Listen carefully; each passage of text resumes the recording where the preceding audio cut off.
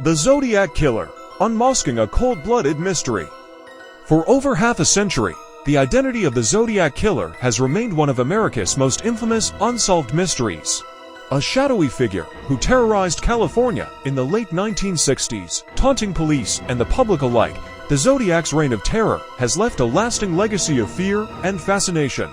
The Zodiac Killer's story begins on December 20, 1968, when high school students Betty Lou Jensen and David Faraday were brutally gunned down on a quiet road in Vallejo, California.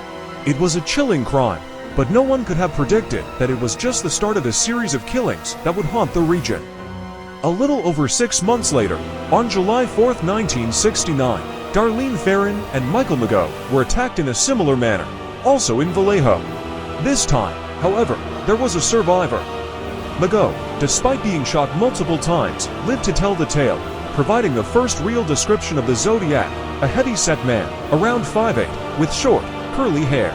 On August 1, 1969, the Vallejo Times-Herald, San Francisco Chronicle, and San Francisco Examiner received nearly identical letters from someone claiming to be the killer.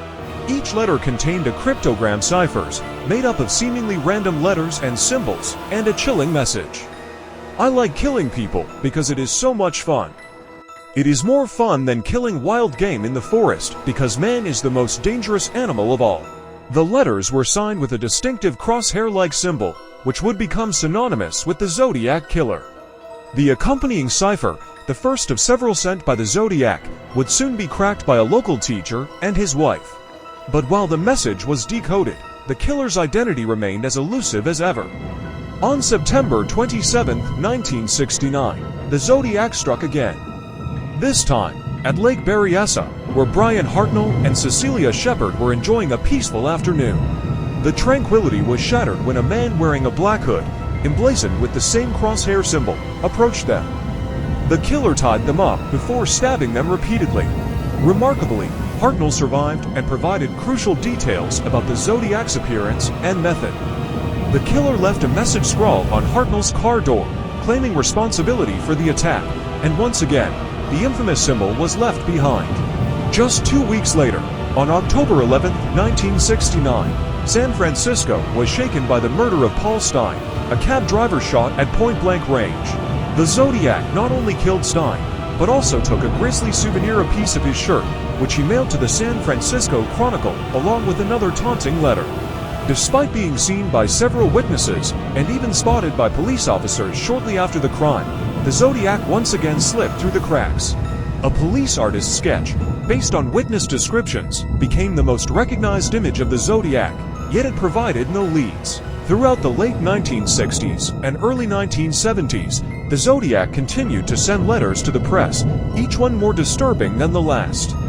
He claimed responsibility for a total of 37 murders, though only 5 have been definitively linked to him. His letters contained threats, boasts, and even more ciphers, one of which remains unsolved to this day. The Zodiac's letters were full of contradictions, sometimes referring to himself in the third person, other times reveling in his own notoriety. The letters also hinted at his motivations, which seemed to be a mixture of thrill-seeking, a desire for fame, and a deep-seated need to play with his pursuers. Over the years, numerous suspects have been put forward, some more compelling than others. The most infamous of these is Arthur Lee Allen, a convicted child molester who was the prime suspect for decades. Allen matched the description of the Zodiac, owned a watch with the Zodiac symbol, and was linked to the crime scenes.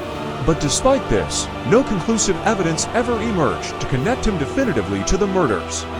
Other suspects have included known criminals, mentally unstable individuals, and even well-known public figures, but none have been proven to be the Zodiac. Theories have ranged from the Zodiac being a disgruntled former military man to him being a member of the police force itself, using his knowledge of investigations to outsmart the authorities. Today, the Zodiac Killer remains a part of American folklore, a boogeyman who outwitted the police, terrorized a city, and captured the imagination of the world. The case has inspired countless books, movies, and even pop culture references, but at its core, it remains a chilling reminder of the evil that can lurk in the shadows. In recent years, advancements in forensic science, particularly DNA analysis, have offered new hope that the Zodiac's identity might finally be uncovered. Yet, despite these efforts, the case remains unsolved. The Zodiac Killer's identity continues to elude us, leaving behind a legacy of fear, fascination, and frustration. Will the Zodiac Killer ever be caught, or will he continue to haunt our imaginations, a phantom in the night? As we continue to search for answers, one thing is certain: the Zodiac Killer's reign of terror is over, but the mystery he left behind endures. This has been a deep dive into the chilling case of the Zodiac Killer.